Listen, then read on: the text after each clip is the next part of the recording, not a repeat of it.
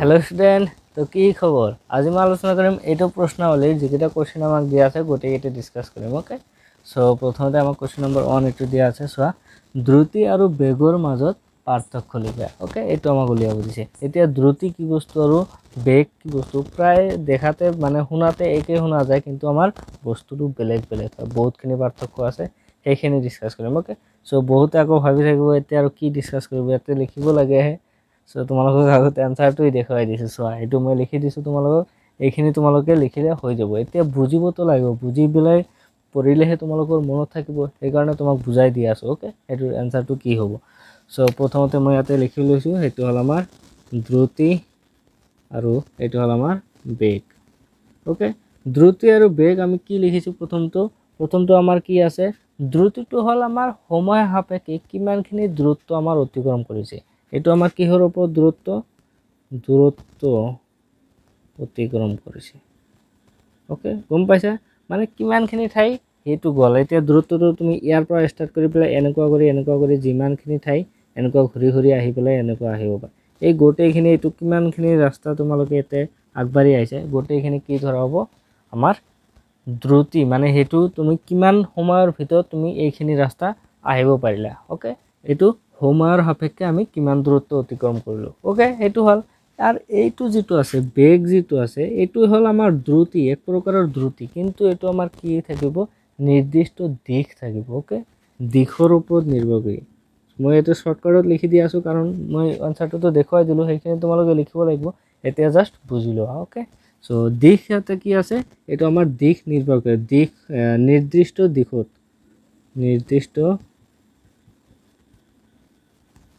দিশ অনুসৰি ওকে দিশ অনুসৰি আমাৰ কি হ'ব দ্ৰুতি ওকে মানে কি তোমালোকৰ বেগ যেটো আছে এটো হল আমি v s/t এটা পাইছো নহয় এই s টো কি s টো হল আমাৰ ডিসপ্লেসমেন্ট তোমালোকে কি ক'ব পাৰা মানে হুকমতম যেটো আমাৰ দূৰত্ব থাকে হৰণ পাইছিলো নহয় হৰণ এটো হল আমাৰ হৰণ s টো হল আমাৰ হৰণ বুলি কোৱা হয় ওকে এই হৰণ মানে কি তোমালোকৰ দিশ নিৰ্ভৰ কৰিব কি তোমালোকে জিফালদি নজোৱা কিয় এটা আমাৰ যেটো আমাৰ হুকমতম দূৰত্ব কম আটাইতকৈ কম দূৰত্ব কোনখিনি আছে এটো পইণ্টৰ পৰা ইয়ালৈ আহিব হলে আমি ডাইৰেক্ট ইয়ালৈ আহিব পাৰো ডাইৰেক্ট ইমান ঘূৰি আহাৰটো প্ৰয়োজন নাই এই হুকমতম মানে কম আটাইতকৈ কম দূৰত্ব যেখিনি হয় এটো হল আমাৰ হৰণ এইটোৰ কাৰণে আমাৰ কি হয় ইয়াতে আমাৰ দিশটো নিৰ্ভৰ কৰে কিন্তু ইয়াতে আমাৰ হেতু নহয় তুমি কোনফালে দি ঘূৰি আইছা এটো একো টেনচন নাই খালি কিমান টাইমৰ ভিতৰত আহিব পাৰিছা এটো জানিলে হৈ গল ইয়াতে আমাৰ কি আছে এটা তোমাৰ জানিব লাগিব কি কোনটো দিশত গৈছে মানে কি এইফাল দি গৈছে যে সেইফালে দি যাব নালাগে তোমালোকে ডাইৰেক্ট এইটো দিশতে আহিব পাৰা এই কাৰণে এটা কি আছে দিশ আছে গম পাইছা ওকে এই কাৰণে আমি প্ৰথম পইণ্টটো এটো লিখিছো তাৰ পিছত নেক্সট টাইম লিখিছো স্কেলাৰ এতিয়া সোৱা দিশ যেটো নাথাকে ডাইৰেকশন যেটো নাথাকে ওকে হেতু মানে কি থাকে হেতু কি কোৱা হয় স্কেলাৰ বুলি কোৱা হয় স্কেলাৰ কোৱান্টিটি তোমালোকক লিখি দিছে নহয় এটো বাৰু ইমান জানিব নালাগে এটো বিস্তাৰিতভাৱে তোমালোকৰ হাই সেকেন্ডাৰী পাই যাবা ওকে টেনচন নাই এটো মনত ৰাখা কি দ্ৰুতটো আমাৰ স্কেলাৰ হয় এটো আমাৰ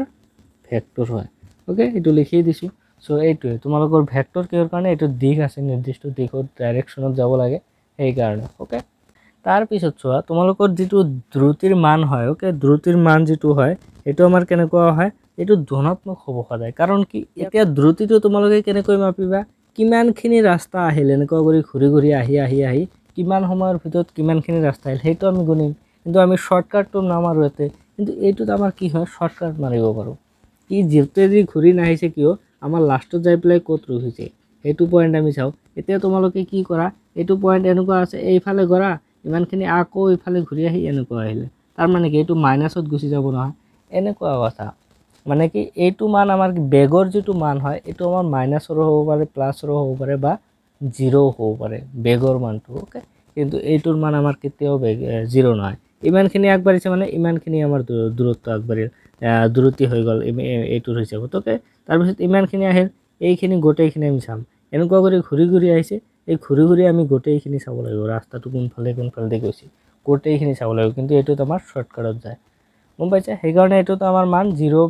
প্লাস মাইনাস দুটা হ'ব পাৰে ইয়াতে আমাৰ কি হয় অকল প্লাসৰ হয় ধনাত্মক হয় এইখিনি কথা লিখিছো ওকে সো ইয়াৰ পিছত নেক্সট কুৱেশ্যনটো লৈ আগবাঢ়িছোঁ। সো এইটো হলো আমাৰ কুৱেশ্যন নম্বৰ 2 দিয়া আছে। চোৱা ইয়াতে আমাক দিয়া আছে কি চৰ্ত সাপেক্ষে বস্তুৰ গড় বেগৰ মান তাৰ দ্ৰুতিৰ সমান হ'ব।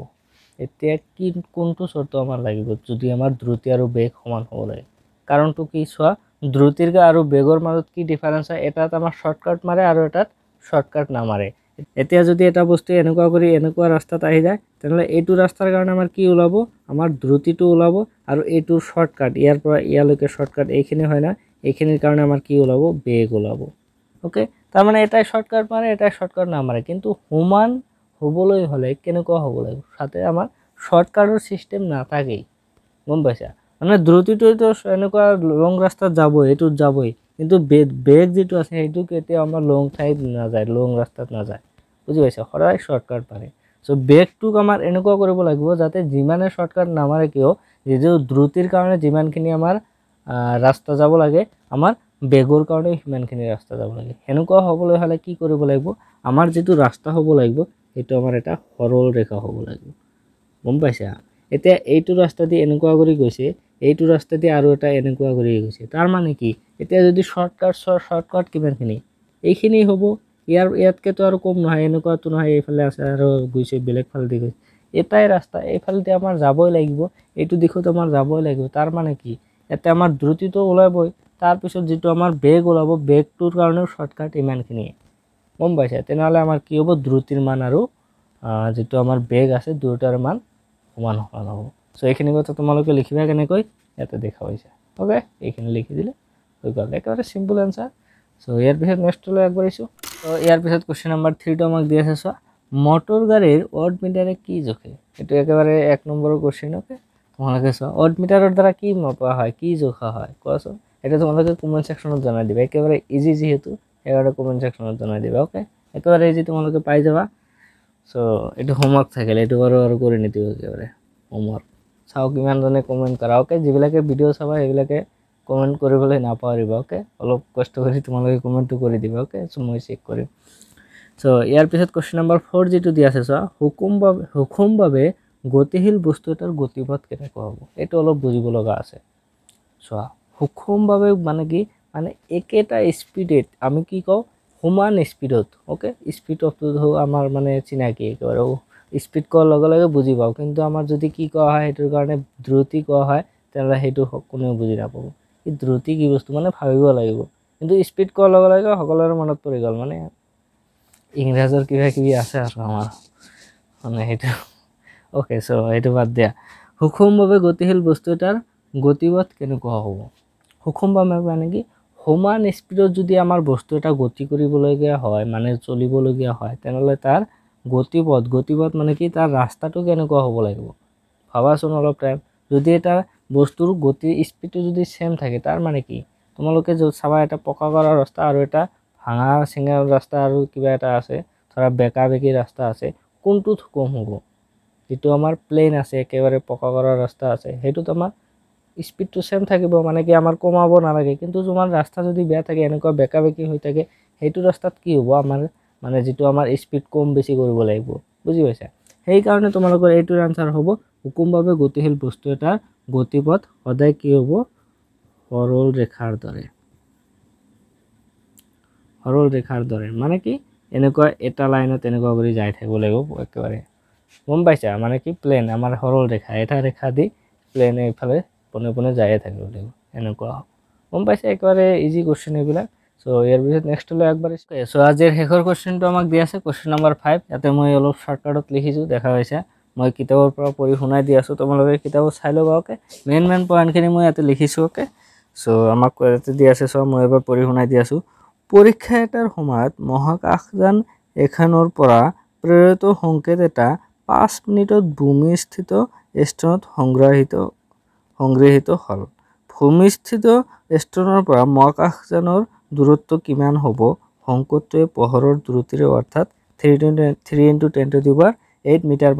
দ্ৰুতিৰে গতি কৰে। ওকে, এইটো আমাক কৈ দিয়া আছে। সো আমাক ইয়াতে মেইন পইণ্ট কি লিখিছোঁ, ইয়াতে চোৱা আমাক কি দিয়া আছে সেইখিনি আমি লিখিম। ডাইৰেক্ট আনসাৰ মই ইয়াতে তোমালোকক দি আছোঁ। ওকে, যেহেতু তোমালোকে ফৰ্মুলাটো পাইছে অলৰেডি। ওকে, সো দিয়া আছে আমাক কিমান দিয়া আছে 5 মিনিটত আমাক উলিয়াব দিছে ওকে 5 মিনিটত হলে আমাৰ সময়টো দিয়া আছে টি সময়টো টি দি বুজোৱা টি ইকুয়াল টু কিমান দিয়া আছে 5 মিনিট ওকে 5 মিনিট তাৰপিছত আমাক কি উলিয়াব লাগে কিমান দূৰত্ব অতিক্ৰম কৰিছে সেইটো আমি উলিয়াম পাৰো আৰু ইয়াৰ লগতে আমাৰ কি দিছে দ্ৰুতি যেটো আমাৰ দিয়া আছে এটো কিমান দিয়া আছে 3 * 10 to the power 8 মানে পোহৰৰ দ্ৰুতি যেটো আমাৰ গতি সেইটো আমাক দিয়া আছে ওকে সো আমি v2 পাই গলো আমাৰ দ্ৰুতি v = 3 * 10 to the power 8 metre per second okay clear এতিয়া নেক্সট কথা আমাৰ কি উলিয়াব লাগে দূৰত্বটো আমাক কিহে দি বুজোৱা হয় s = হট দূৰত্বটো s দি বুজোৱা হয় ওকে হৈ গল এতিয়া নেক্সট আমি কি জানো আমি জানো যে এটো এনেকুৱা কৰি সেম টু সেম লিখিব পাৰা তোমালোকে ওকে আমি জানো কি জানো v = s/t এটো এটা আমি ফর্মুলা পাইছিলো না v = s/t ওকে মই এটো t টো লিখি হৈ গল এটো আমি জানো গম পাইছো আগৰ পৰাই জানো এতে v টো কি s টো কি t টো কি এটো আমি জানো এই তিনটা আমাৰ এতে দিয়াই আছে s টো আমাৰ উলিয়াব লাগে উলিয়াব পাৰিম সিম্পলি এতে s টো যেটো উলিয়াব লাগে এটো আমাৰ বজ্ৰ পূৰণ কৰি দিয়া s ৰ লগত এতে তলত v ৰ তলত একো নাই মানে কি 1 আছে তাৰ মানে এটো s ৰ লগত 1 পূৰণ হ'ব s = v ৰ লগত t পূৰণ হ'ব v * t ওকে এতিয়া আমি v আৰু t ৰ মান গম পাও t ৰ মান v ৰ মান কিমান আছে 3 * 10 to the power 8 * t ৰ মান আমাৰ কিমান আছে 5 হৈ গল 5 আমি গম পাইছো কিন্তু এটা কন্ডিশন আছে আমাৰ কি হয় v টো সব মিটাৰ পাৰ সেকেন্ডত আছে এটো আমাৰ কিহত আছে মিনিটত আছে না এটা আমি কি কৰিব লাগিব সেকেন্ডত লৈ যাব লাগিব 5 মিনিটক যদি তোমালোকে সেকেন্ডত লৈ যা 5 * 1 মিনিট মানে কি 60 সেকেন্ড তেনালে 5 মিনিট মানে কি হ'ব 5 * 60 সেকেন্ড এটো তোমালোকে কৰা 5 6 30 তাৰ মানে 300 সেকেন্ড তেনালে তুমি এতে 5 ৰ ঠাইত এতে কিমান বহাই দিবা এতে আমাৰ 300 সেকেন্ড হৈ গৈছে এতিয়া তোমালোকে এটো পূৰণ কৰি দিয়া 3 ত্ৰিকা আমাৰ কিমান হ'ব 9 হ'ব এতে 00 * 10 to the power 8 এটো তোমালোকে এনেকুৱা কৰি লিখিব পাৰা 9 * 10 to the power এতে 8 আছে না আৰু দুটা শূন্য আমাৰ যোগ হ'ব তাৰ মানে 10 to the power 10 ইমান আমাৰ কি হ'ব